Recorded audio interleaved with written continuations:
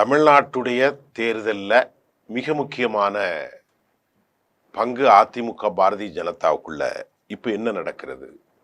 இன்றைக்கு காலை செய்தியை அதை நான் உங்களுக்கு தரேன்.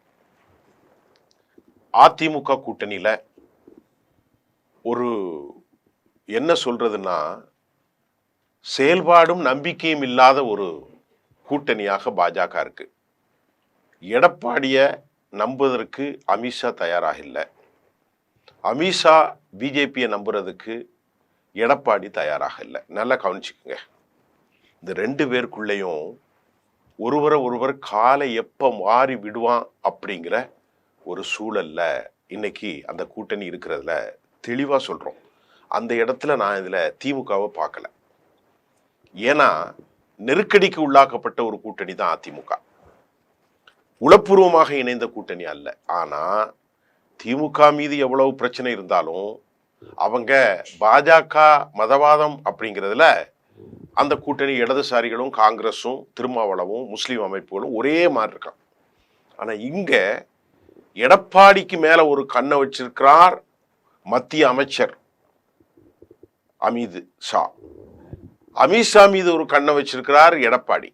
இப்போ அதிமுக கூட்டணியில் இந்த ஓபிஎஸ் டிடிவி தினகரன் இந்த ரெண்டு பேரையும் இணைப்பதற்கு எடப்பாடி தொடர்ந்து மறுத்து வர்றார். இப்போ நேற்று நெல்லையில் பேசிய பழனிசாமிக்கு பதில் சொல்லக்கூடிய அளவில் நயினார் நாகேந்திரன் அவர் என்ன சொல்றாருன்னா, பல விஷயங்களை பேசுறார். இந்த 100 நாள் வேலை திட்டம் அதெல்லாம் அவர் பேசி முடிச்சுட்டு இன்னொரு விஷயத்த ரொம்ப முக்கியமாக என்ன சொல்றாருன்னா, தமிழ்நாட்டில் தேர்தல் வரப்போகிறது. இந்த தேர்தலில் ஒரு வலுவான கூட்டணி அமைப்பதற்கு நாங்கள் முயற்சி செய்து கொண்டிருக்கிறோம். அந்த முயற்சியை முன்னெடுப்போம் அப்படின்னு சொன்ன திரு நயினார் நாகேந்திரன் திருநெல்வேலியில் பேசும்போது ரொம்ப முக்கியமாக ஒரு விஷயத்த சொல்றார். எங்கள் கட்சியை பொறுத்தவரை எங்களுடைய கூட்டணியில் ரொம்ப வலுவாக இருக்கிறோம். அது எல்லாரும் சொல்றதுதான். டிடிவி தினகரன் ஓபிஎஸ் இந்த ரெண்டு பேரையும் தேசிய ஜனநாயக கூட்டணியில் இணைய வேண்டும்.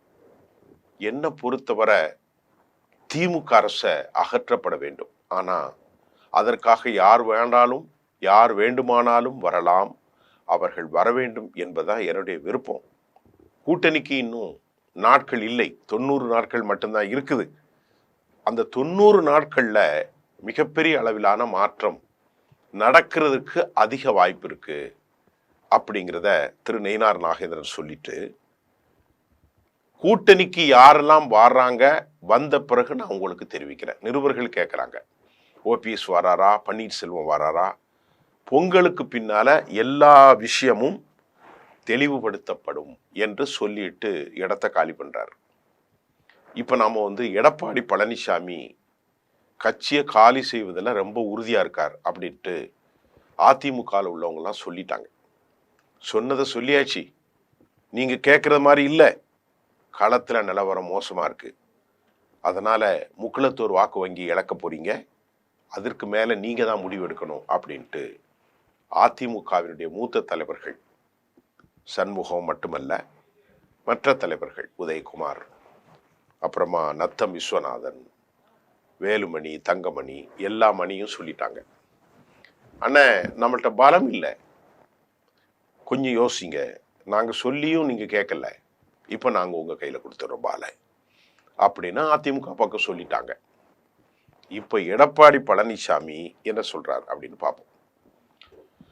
அவருடைய மைண்டில் பன்னீர்செல்வத்தை ஏற்றுக்கொள்வது அவர்களுடைய உள்விவகாரம். யார் சொல்றா? பாஜக சொல்லுது. நயினார் நாகேந்திரன் சொல்றார், பன்னீர்செல்வத்தை ஏற்றுக்கொள்வது அவங்க அதிமுகவினுடைய உள்விவகாரம் என்று கூறிய பாரதிய ஜனதாவுடைய தமிழ்நாட்டு தலைவர் நயினார், அவங்க இணைவார்கள் என பல்வேறு தகவல்கள் வெளியாகி வருகிறது. அது உண்மையா அல்லது பொய்யா என்பது குறித்து நான் கருத்து சொல்ல முடியாது. அது அதிமுகவுடைய உள்கட்சி விவகாரங்க. ஆனால் இருவரும் இணைய வேண்டும், அப்போதான் கூட்டணி பலப்படும், எனக்கு அதுதான் இஷ்டம் அப்படின்னு அவர் பட்டும் படாமலும் கிளீனா சொல்லிட்டு போயிட்டார். அது இல்லாமல் விஜயை பற்றி சொல்கிற போது கூட அவர் ஒரு கவுன்சிலர் கூட ஆகலை, எப்படி ஜெயிக்க போகிறார் அப்படின்ட்டு அதை பட்டும் படாமையும் சொல்லிட்டார். எம்ஜிஆர் இருக்கக்கூடிய அந்த பின்பு ஒரு நடிகர் தமிழ்நாட்டில் கட்சி ஆரம்பித்து இயலாத காரணம் அப்படிங்கிறதெல்லாம் அது அவர் வழக்கம் போல சொல்றார். இப்போ என்னன்னா, தமிழ்நாட்டில் தினமும் நடைபெற்று வருகிற திமுகவினுடைய அந்த போதை இந்த விஷயங்களெல்லாம் எதிர்க்கிறதுக்கு அதிமுக வலுவான ஒரு கூட்டணியை அமைப்பதற்கு முயல்கிறதா என்று பார்த்தால், இன்று வரை இந்த கடுமையான போட்டியில அதிமுக மிக மிக மிக மிக பின்னடைவில் இருப்பதாக இன்டெலிஜென்ஸுடைய கருத்து தெரிவிக்கிறது. அந்த கூட்டணி 30 இடங்களை கூட வெட்டி வருவது கஷ்டம் அப்படின்னு செய்தியும் வந்திருக்கிறது. ஏனென்று கேட்டால், நல்லா புரிந்து கொள்ளுங்கள், முக்குளத்தோர்கள் வாக்கு வங்கிக்கு டிடிவி தினகரனோ ஓபிஎஸ் ஐயா அவர்களையோ சேர்ப்பதை தாண்டி தமிழ்நாடு முழுவதும் என்னதான் பேசினாலும் இபிஎஸ்ஐ ஏற்றுக்கொள்ளும் மனநிலையில் அதிமுகவின் அடிப்படைத்துவமான தொண்டர்கள், கட்சியினுடைய அடிப்படை உறுப்பினர்களிடத்தில் மனப்பக்குவம் வரவில்லை. மட்டுமல்ல, அவருக்கு இறைவன் அளித்தது அவ்வளவுதான். ஏன்னா ஒவ்வொரு தலைவனுக்கும் ஒரு விஷயம் இருக்கும்.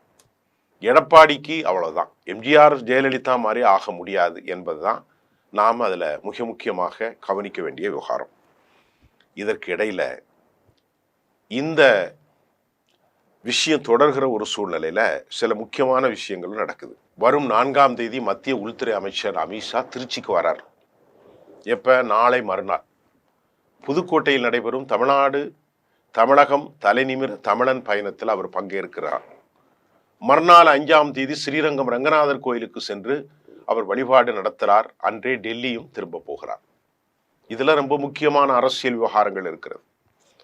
இப்ப அதிமுக கூட்டணியில கடைசியா நமக்கு கிடைத்த செய்தியில 160 தொகுதிகளில் அதிமுக போட்டியிடும் என்றும் கூட்டணி கட்சிகளுக்கு 74 இடங்களை ஒதுக்கும் என்றும் தெரிகிறது. இது ஒரு ஏற்புடையது மாதிரிதான் தெரியுது. அநேகமா இதுதான் சரியா இருக்கும்னு நான் நம்புறேன். ஏன்னா 85 தொகுதியில 74 அது சரிதான். 160 74. அதில் பாஜகவிற்கு 23 இடங்களை, அன்புமணிக்கு 23 இடங்களை ஒதுக்குவார்கள். அன்புமணிக்கெல்லாம் 23 கொடுத்தா கட்சி காலிங்கிறத பாஜக அலோவ் பண்ண மாட்டாங்க.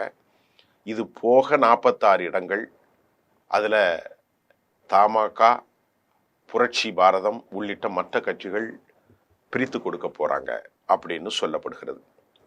இந்த நிலையில நம்முடைய செங்கோட்டையன் அவர்கள் ஒரு செய்தியை பேசியிருக்கிறார்.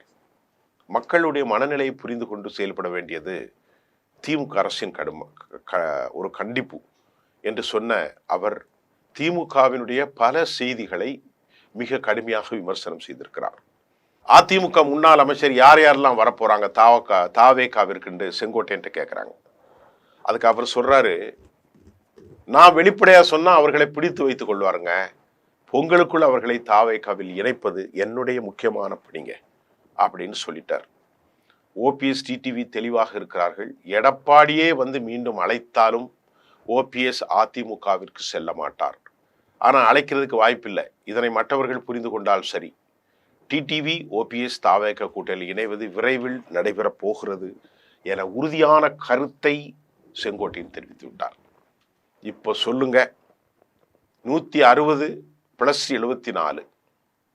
இப்போ 160 + 74, அந்த 74ல பாமகவுக்கு குறைவாக தான் கிடைக்கும்.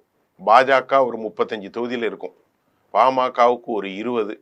மீதி அவங்கள்ட்ட பெருசா ஒன்றும் போட்டி போடுறதுக்கு ஆள் இல்லை.